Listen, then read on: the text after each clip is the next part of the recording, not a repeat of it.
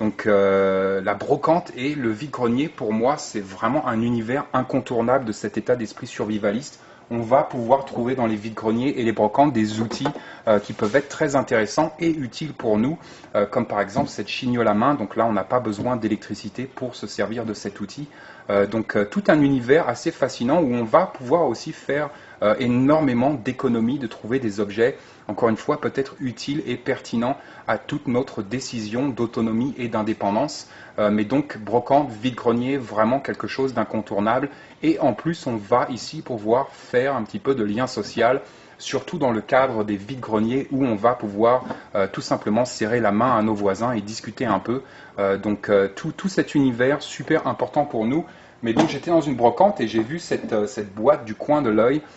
C'est d'abord les couleurs en fait qui m'ont un peu flashé, bleu, blanc, rouge, un petit peu inévitable.